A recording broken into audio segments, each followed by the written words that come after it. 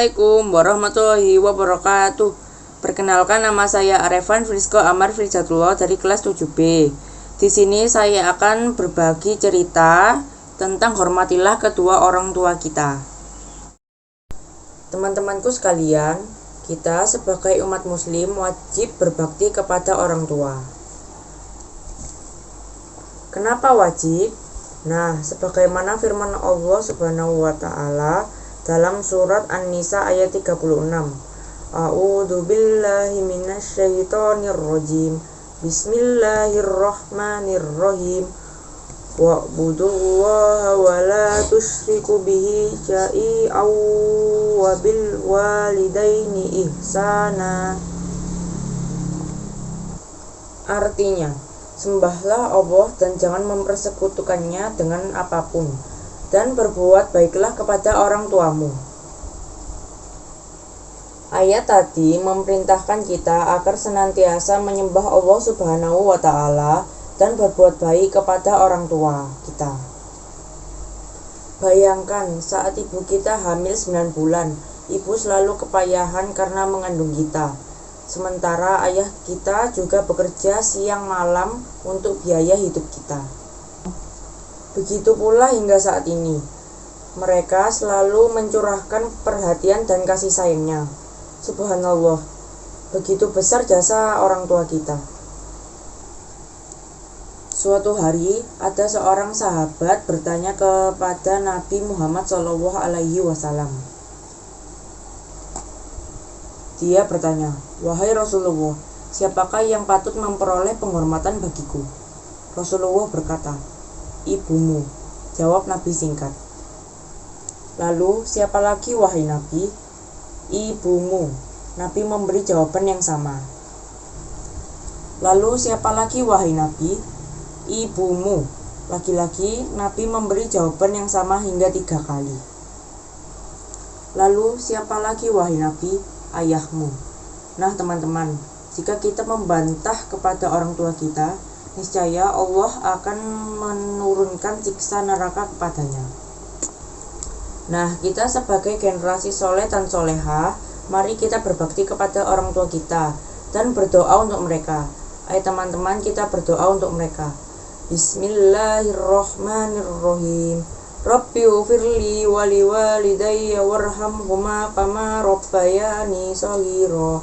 Artinya, ya Allah, ampunilah dosaku dan dosa kedua orang tuaku. Sayangilah mereka sebagaimana mereka menyayangi aku semasa aku kecil. Amin amin ya rabbal alamin. Teman-teman, demikian dari saya. Makan tomat dengan tepung, dimakan sekeluarga. Harus hormat kepada ibu, itu jalan menuju surga. Wassalamualaikum warahmatullahi wabarakatuh.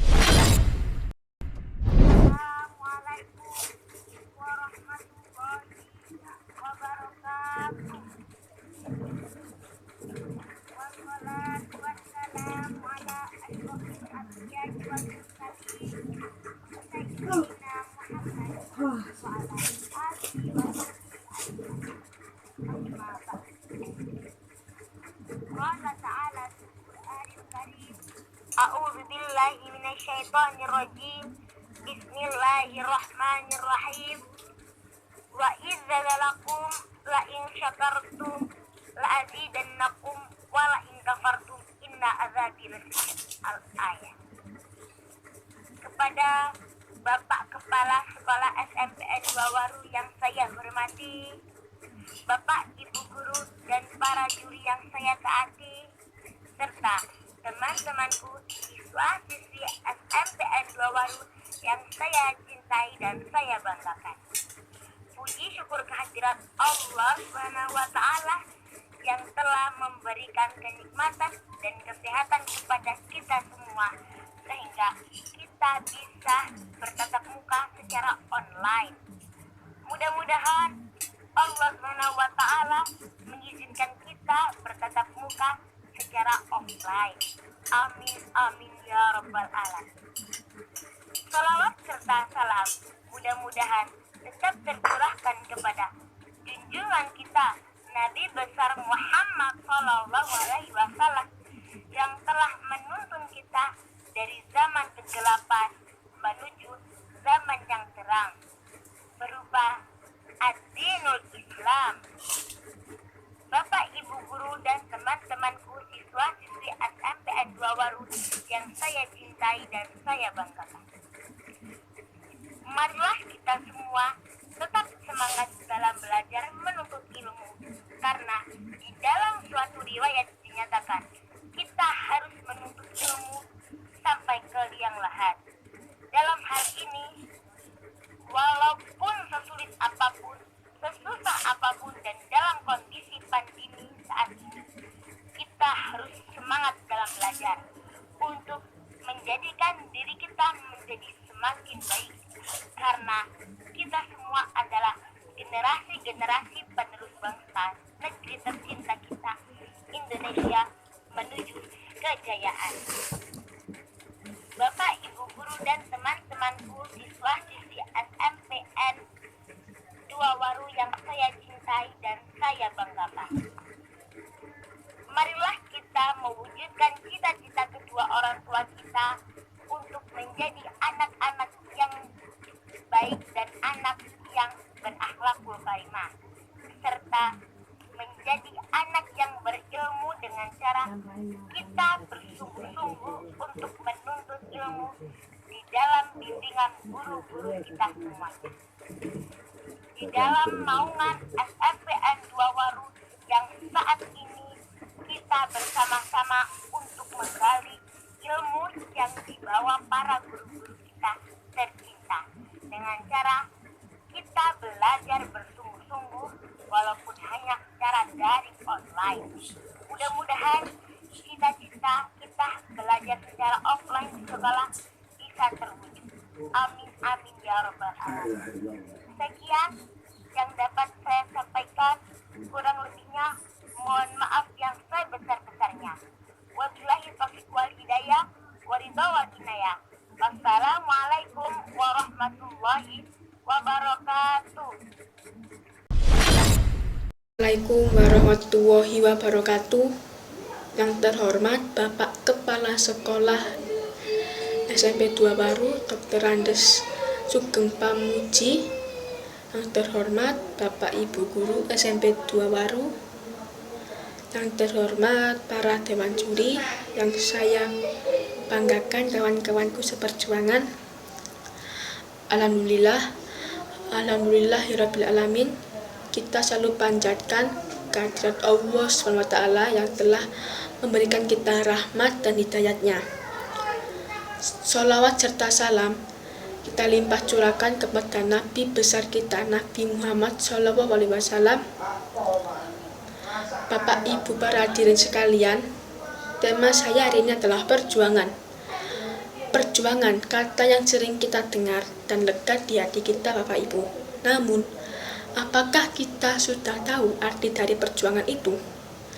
Perjuangan adalah sesuatu yang dilakukan oleh manusia untuk menggapai suatu keinginan, baik itu untuk motivasi kehidupan dan pendidikan. Untuk itu, kita juga membutuhkan proses, dan proses akan menumbuhkan hasil sesuai seberapa besarkah kita usaha untuk meraihnya. Bapak, Ibu, para hadirin sekalian, melalui perjuangan sangat panjang, negara ini menjadi bangsa bermartabat. Sosok-sosok pahlawan sudah gugur di medan perang yang merebutkan hak-hak bangsa Indonesia patut kita kenang dan jadikan motivasi untuk membangun bangsa ini menjadi lebih baik lagi. Dan semangat perjuangan itu harus kita lakukan sebagai siswa dengan rajin belajar, pantang menyerah, dimanapun kita berada dan waktunya, karena belajar tidak hanya di sekolah saja. Dan terakhir dari saya, semangat tidak hanya untuk usaha saja, tetapi harus diseimbangkan dengan doa, ikhtiar, dan tawakal. Karena usaha tanpa doa adalah sombong, dan doa tanpa usaha adalah bohong. Cukup sekian dari saya. Apabila ada kesalahan itu datangnya dari saya, dan kebenaran datang dari Allah SWT. Wabillahi taufiq wal hidayah, wal inayah. Wassalamualaikum warahmatullahi wabarakatuh.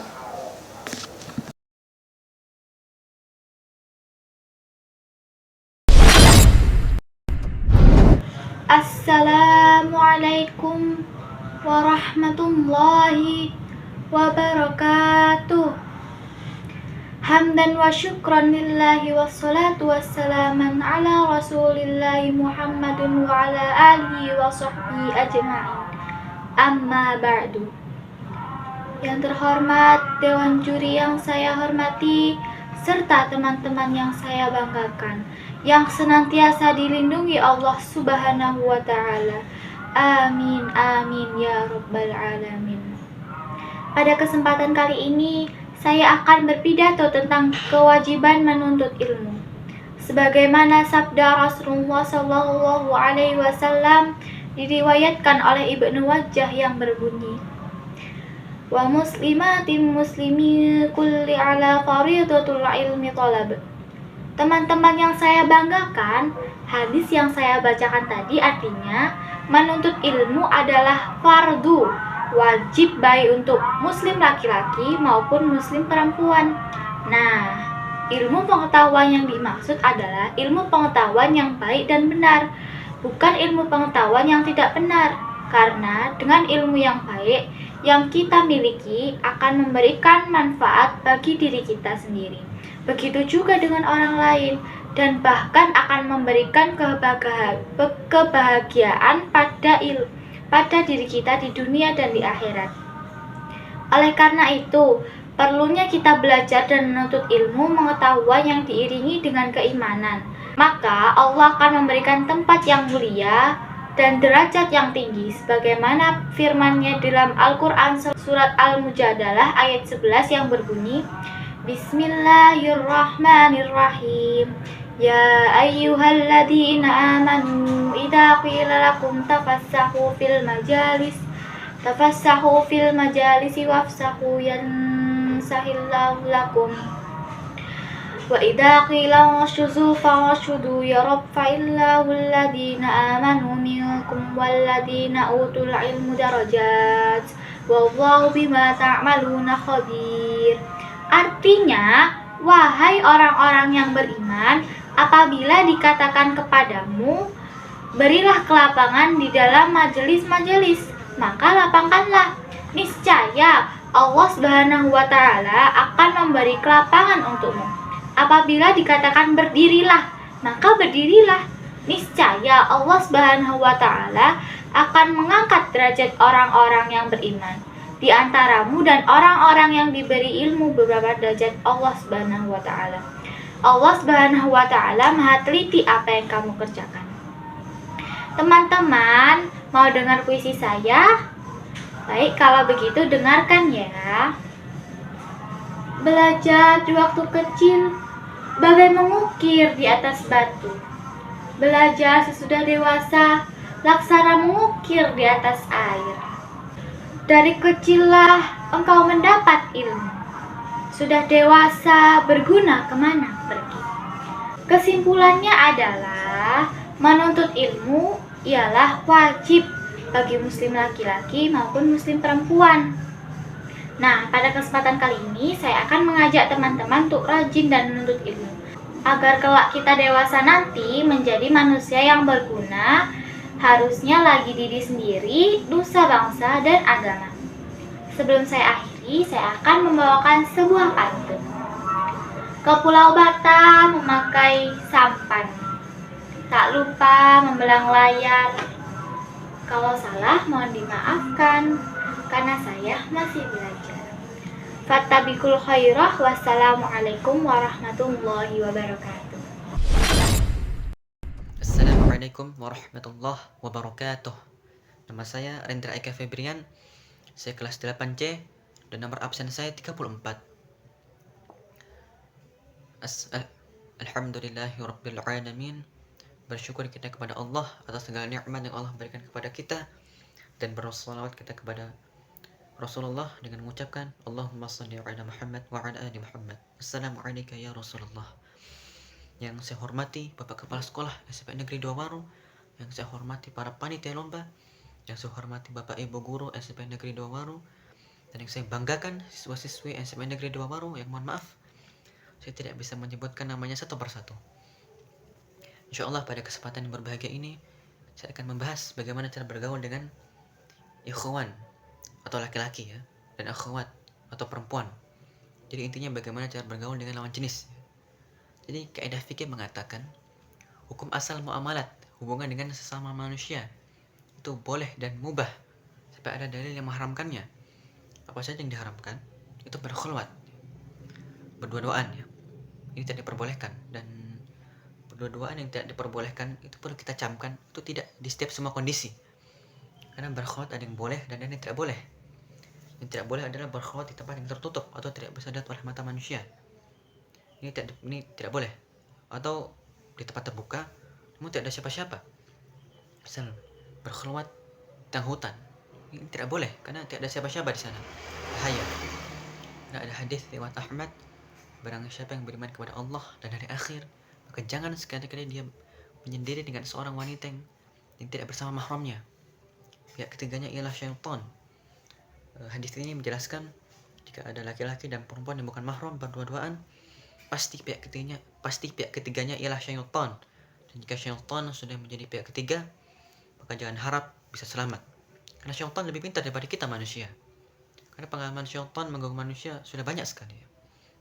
Adapun berkhulwat yang diperbolehkan, yaitu berkhulwat yang bisa dilihat oleh mata manusia dan ada keperluan dan sesuai dengan keperluan, maka ini diperbolehkan. Makanya Imam Bukhari menulis bab bolehnya berkhulwat jika bisa dilihat dan dipantau oleh mata manusia. Jadi harus ada teman ya, atau beramai-ramai lah, ini tidak ada masalah. Dan yang selanjutnya adalah bercampur baur atau ikhtilat. Campur baur itu benar-benar senggol-senggolan ya, ini diharamkan. Adapun jelas ya, adapun jika ada suatu ruangan dan jelas laki-laki dan perempuan dipisah ya, laki-laki di depan, perempuan di belakang, baik ada hijab maupun tidak ada hijab, maka insya Allah masih diperbolehkan. Dan ingat ya, khusus bagi wanita jika berbicara itu suaranya yang tegas, yang jelas. Allah berfirman, janganlah wanita memberikan suara yang syahdu, suara yang lembut, suara yang lemah, itu tidak diperbolehkan. Jadi jika berbicara dengan ikhwan atau laki-laki, itu bahasanya yang tegas, yang jelas, dan seperlunya, dan tidak perlu curhat-curhatan, kecuali kalau memang dia bisa kasih solusi. Adapun yang terakhir adalah jangan jadikan alasan dakwah ibadah sebagai pacaran terselubung. Contoh, ada seorang laki-laki atau perempuan chat dengan lawan jenisnya, ingetin sholat tahajud, ingetin puasa, ingetin ya, dan lain-lain lah. Ini tidak diperbolehkan karena ditakutkan hubungan mereka berdua akan berkembang. Misal semula adalah chat-chat, lalu berkembang menjadi komunikasi via telepon, lalu ujung-ujungnya adalah ungkapan rasa cinta. Inilah yang ditakutkan ya.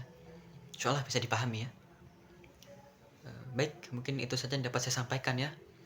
Dan perlu saya tekankan lagi ya, agar kita benar-benar muhasabah diri kita. Kita lihat diri kita, apakah adab kita sudah sesuai Rasulullah ketika sedang berkhulwat dengan lawan jenis. Kita lihat diri kita, tidak perlu kita lihat orang lain, kita lihat diri kita. Saya akhiri, assalamualaikum warahmatullahi wabarakatuh. Assalamualaikum warahmatullahi wabarakatuh. Alhamdulillahirabbil alamin wa bihi nasta'inu ala umuri dunya waddin. Wassalatu wassalamu ala asrofil anbiya'i wal mursalin sayyidina Muhammadin wa ala alihi wa sahbihi ajmain. Qala ta'ala fi kitabihil karim, a'udzu billahi minasyaitonir rajim. Bismillahirrahmanirrahim. La in sakartum la azidannakum wa la in kafartum inna adabi lasyadid. Al-ayah, sadaqallahul adzim. Faya ayuhadirun yang saya hormati, Bapak Kepala Sekolah SMP Negeri 2 Waru yang saya taati, Ibu Guru beserta jajaran-jajaran SMP Negeri 2 Waru, dan tak lupa teman-temanku yang berbahagia. Pertama-tama, marilah kita panjatkan puja dan puji syukur kehadirat Allah Subhanahu wa Ta'ala yang telah memberikan kita nikmat, syafaat, serta hidayahnya, sehingga kita bisa berkumpul dalam majelis yang insya Allah mubarakah ini dengan keadaan sehat walafiat. Yang kedua kalinya, salawat serta salam kita curahkan kepada Nabiullah besar Muhammad Sallallahu Alaihi Wasallam yang telah menuntun kita dari jalan gelap gulita menuju jalan yang terang benderang, yakni ad-dinul Islam. Dalam kesempatan yang baik ini, saya akan menyampaikan bahwa bagaimana kita bisa bersyukur atas nikmat Allah yang telah diberikan kepada kita di saat pandemi seperti ini. Banyak orang mengatakan bahwa pandemi seperti ini adalah hal tersulit yang telah diberikan oleh Allah kepada kita, tapi sesungguhnya kita lupa bagaimana cara menyikapi pandemi ini dengan rasa nikmat, rasa syukur yang telah diberikan oleh Allah kepada umatnya manusia. Seperti dalil yang telah menyebutkan bahwa la in syakartum la azidannakum wa la in kafartum inna adabi lasyadid. Sesungguhnya jika kamu bersyukur atas nikmatku, maka kami akan menambah nikmatmu. Dan jika kamu mengingkari nikmatku, sesungguhnya azabku yang sangat pedih. Maka syukurilah kita dalam keadaan seperti ini.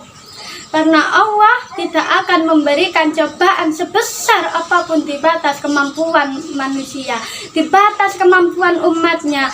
Tapi ingatlah, Allah sangat mencintai umatnya. Karena umatnya tidak akan diberikan cobaan sebesar apapun di batas kemampuannya dengan menjadi hamba yang sabar. Ayo teman-teman, kita bersyukur atas nikmat Allah. Karena Allah telah memberikannya kepada kita berupa kesehatan. Kesehatan adalah hal yang paling utama yang harus kita miliki di saat pandemi seperti ini. Kita menjaga kesehatan, menjaga protokol kesehatan, memakai masker, mencuci tangan, dan menjaga jarak sesuai dengan protokol kesehatan dari pemerintah. Dengan seperti itu kita akan bersyukur kepada Allah karena kita masih diberi kesehatan. Meskipun nikmat apapun yang sudah diuji oleh Allah, kita akan terasa nikmat karena kita selalu bersyukur. Kita sebagai pelajar, kita juga harus bisa bersyukur karena kita masih bisa sekolah dengan menggunakan online. Meskipun dengan menggunakan daring, kita juga tetap bisa bersyukur. Untuk bisa membanggakan kedua orang tua, bersyukur dan terus bersyukur. Dengan seperti itu kita akan mengetahui apa itu arti bersyukur kepada Allah Subhanahu wa Ta'ala. Kita tetap semangat belajar online, belajar daring, meskipun kita tidak luring. Mudah-mudahan di masa-masa seperti ini kita bisa menerima apa yang sudah ditetapkan oleh Allah Subhanahu wa Ta'ala.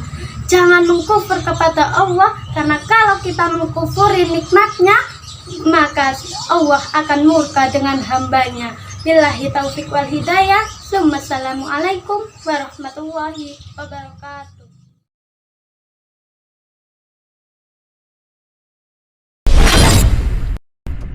Assalamualaikum warahmatullahi wabarakatuh. Hamdan wa syukran lillah, salatan wa salaman. Para teman-teman serta Bapak Ibu guru yang saya cintai, tiada kalimat yang lebih indah untuk kita sanjungkan kepada Allah Subhanahu wa Ta'ala selain kalimat puji syukur dan alhamdulillah atas nikmat yang telah diberikan kepada kita. Salawat serta salam semoga selalu tercurahkan kepada Nabi akhir zaman Muhammad Sallallahu Alaihi Wasallam. Izinkanlah saya, Alia Nurlaili, pada kesempatan kali ini untuk menyampaikan dakwah yang bertemakan menuntut ilmu. Menuntut ilmu dalam bahasa Arab disebut thalabul ilmi, yang berarti menuntut ilmu karena mengharapkan ridho dan kasih sayang Allah Subhanahu wa taala.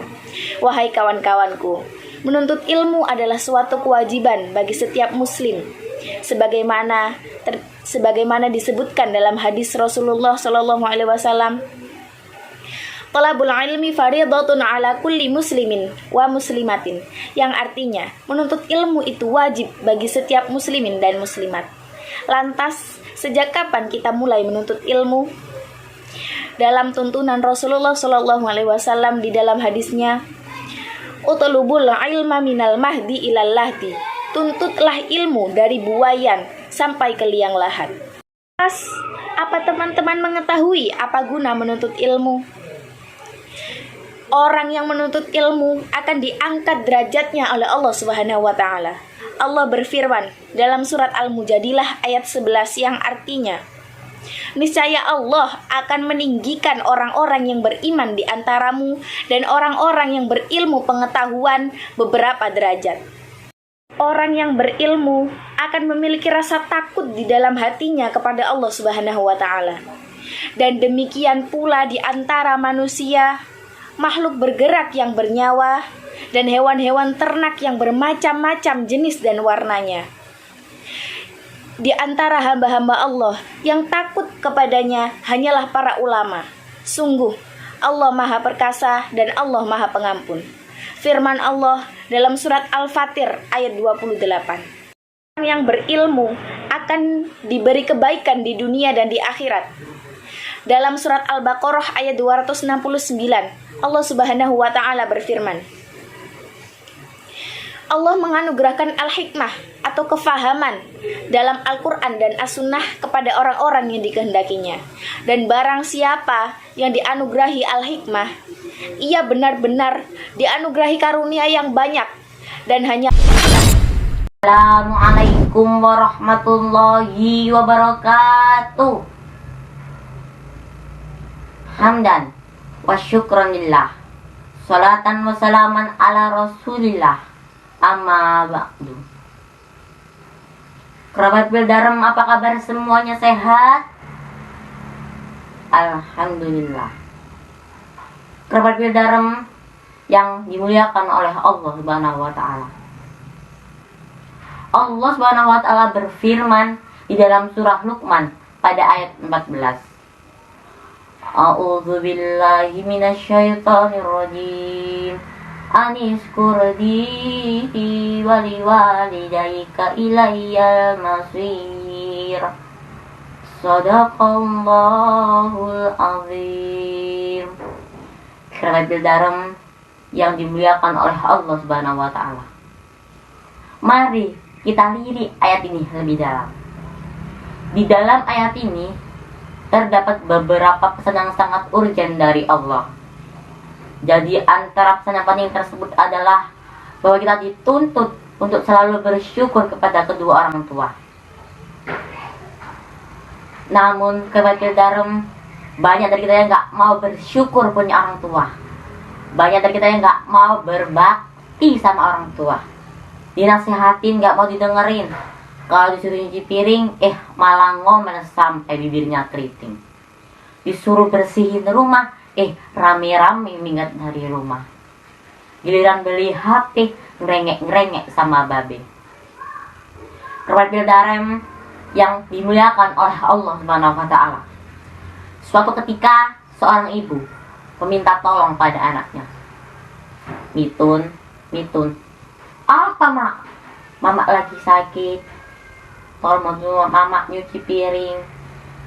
Bu, si Mitun langsung ngomel. Bibirnya panjang 90 meter kayak tower. Bukan malah bantu ibunya sedang sakit, dia malah nyanyi. Aku tak biasa bila mama suruh nyuci piring. Kerabat Bildarem yang dimuliakan oleh Allah Subhanahu wa taala. Ini semua kan bentuk dari ketidaksyukuran kepada kedua orang tua kita. Padahal kalau kita lihat dan kita pikir, betapa banyak anak-anak di luar sana yang terlantar karena tidak mempunyai kedua orang tua. Betapa banyak anak-anak di luar sana yang karena tidak ada yang merawatnya lagi. Tidak ada teman canda dan tawa dalam hidup mereka. Menurut United Nations, The Emergent FIFA, dalam hasil surveinya mengatakan bahwa ada 500.000 anak di Indonesia yang tidak mempunyai kedua orang tua. Mereka hidup dalam kemiskinan dan kelaparan. Bayangkan kerabat dai betapa susah hidup mereka. Masak sendiri, makan sendiri, tidur pun sendiri, nyuci pun sendiri. Ibu telah tiada, ayah dia tak punya. Semua pergi entah kemana. Hidup serasa kaku bagaikan angka 1. Sungguh merana dia merana. Kerabat Bildarem yang dimuliakan oleh Allah Subhanahu wa Ta'ala. Oleh karena itu, mari kita bersyukur kepada Allah Subhanahu wa Ta'ala yang masih memberikan nikmat orang tua di dunia ini. Oleh karena itu, selagi hayat masih dikandung badan orang tua kita, selagi nafas masih dikandung raga orang tua kita, mari kita bersyukur kepada kedua orang tua. Imam Tirmidzi dari Ibnu As radhiyallahu an mendengar Rasulullah SAW bersabda, "Riyallahu fi ridha walidain wa suhtullah bi suhtil walidain." Allah akan meridhonya kepada kita jika orang tua kita pun ridho melihat kita. Tetapi Allah akan murka melihat kita jika orang tua kita pun murka melihat kita. Semoga kita bisa menjadi insan-insan yang bersyukur kepada kedua orang tua, dan Allah pun ridho melihat kita. Hanya ini yang dapat saya sampaikan. Kurang dan lebih saya mohon maaf. Pusangka terbit bulan purnama, ternyata bintang tak timbul jua. Mari kita bersyukur kepada orang tua agar Allah ridhoi kita.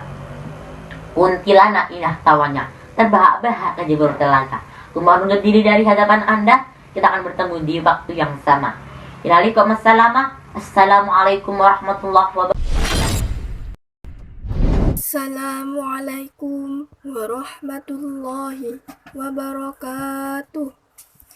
Hamdan wa syukran lillah, salatan wassalaman ala rasulillah, la hawla wa la quwwata illa billah, amma ba'du. Kerabat dai yang dimuliakan Allah, dewan juri yang insyaallah dicintai Rasulullah. Allahul kafi, Rabbunal kafi, qasadnal kafi, wajadanal kafi, likulil kafi, kafanal kafi, wa ni'mal kafi, alhamdulillah. Pemuda Islam harapan bangsa, jangan pecah belah, Allah kan murka. Jagalah akhlak agar barokah, agar Allah sayang pada kita. Kerabat dai yang dimuliakan Allah, generasi muda merupakan salah satu kekuatan suatu umat atau bangsa. Betul? Untuk melihat nasib sebuah bangsa, yaitu dengan melihat pemuda-pemudinya saat ini. Jika pemuda-pemudinya berilmu, maka negara akan maju. Jika pemuda-pemudinya bertakwa, maka negara akan jaya. Jika pemuda-pemudinya beriman, negaranya akan aman. Jika pemuda-pemudinya sehat, negaranya akan kuat. Oleh karena itu, peran pemuda sangatlah penting. Yen Soekarno pernah berkata, "Beri aku 1000 pemuda, niscaya ku cabut Semeru dari akarnya. Beri aku 10 pemuda, niscaya ku guncang seluruh dunia." Oleh karena itu, ingatlah sahabatku, inna fi yadi syubban amrul ummah wa fi aqdamiha hayataha. Sesungguhnya nasib sebuah bangsa di tangan pemuda, wa fi aqdamiha hayataha, dan di derap kaki merekalah hidup sebuah bangsa. Seperti ini Al-Quran memandang pemuda. Jangan sampai pemudanya menghancurkan bangsanya sendiri. Na'udzubillah min dzalik. Kerabat dai yang dimuliakan Allah, lantas bagaimana kita bisa menciptakan atau mewujudkan generasi muda untuk menjadi penerus bangsa? Ada yang tahu? Salah satu caranya yaitu dengan mewujudkan pemuda-pemudi yang Qur'ani. Generasi Qur'ani yaitu generasi yang berpedoman kepada Al-Quran, yang membacanya, yang menghafalnya, yang memahaminya, serta mengamalkannya di seluruh aspek kehidupan. Nabi besar Shallallahu Alaihi Wasallam telah berhasil menciptakan pemuda yang baik akhlaknya, yang tinggi peradabannya, serta yang kuat ibadahnya.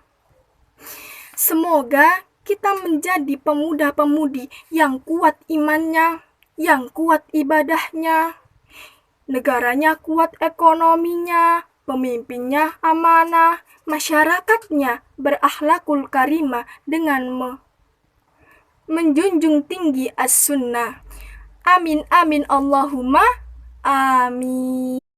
Pesantren hafal Al-Quran, anak gaul sedang jalan-jalan. Mohon maaf jika ada kesalahan karena saya masih pembelajaran. Assalamualaikum warahmatullahi wabarakatuh.